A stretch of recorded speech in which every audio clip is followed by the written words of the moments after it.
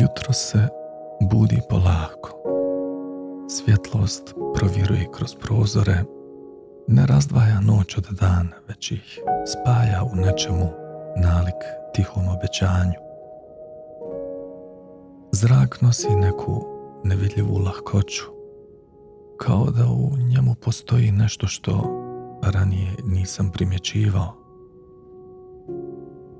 Da, počeo je moj Ramazan.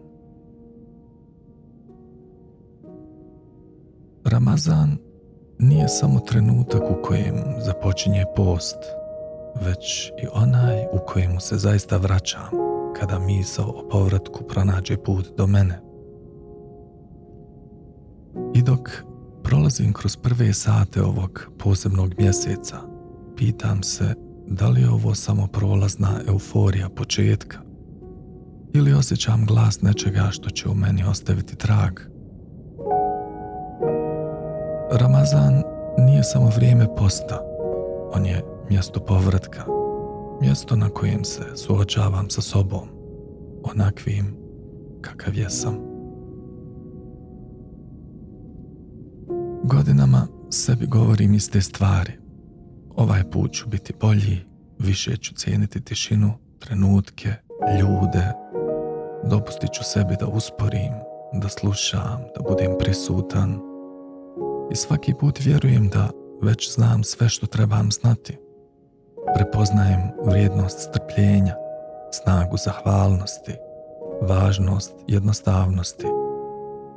Razumijem šta trebam pustiti, a šta zadržati blizu srca.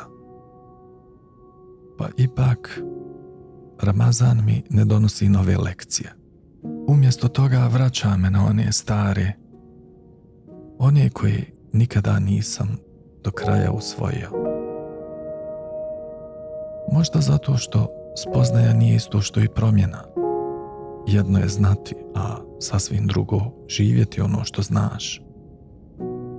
Ponekad nije dovoljno shvatiti neku istinu.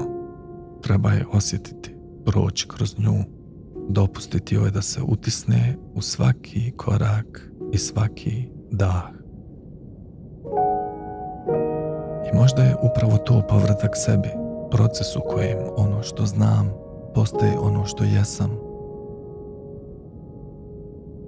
Danas osjećam nešto drugačije. Ne mogu ga imenovati, ali prepoznajem ga u koracima.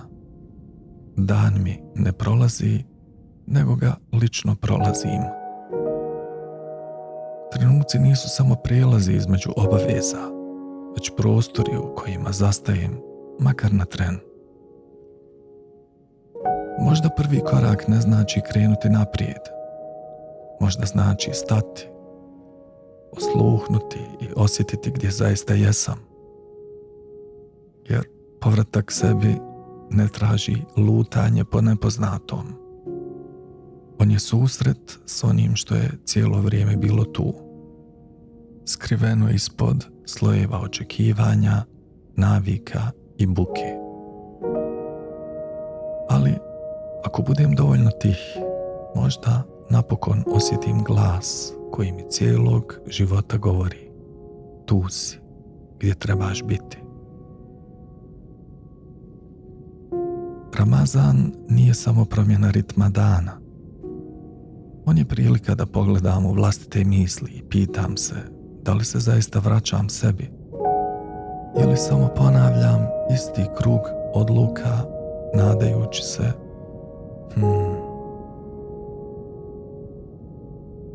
Neke istine ne traže daljinu da bi bile pronađene.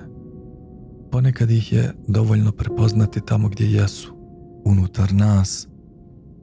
I možda je to suština povratka. Ne odlazak u nepoznato, ne traganje za nečim novim, već ponovno buđenje onoga što je oduvijek postojalo u meni, ali je godinama bilo prekriveno svakodnevnim brigama i navikama. Evo, i prvi dan odlazi. Prvi utisci se slažu u tišinu, ali ostaje nešto dublje, nešto što tek počinje da raste u meni. I kako vrijeme prolazi, pitam se treba li ga brojati danima ili trenucima u kojima sam bio prisutan, svjestan, budan u svom postojanju.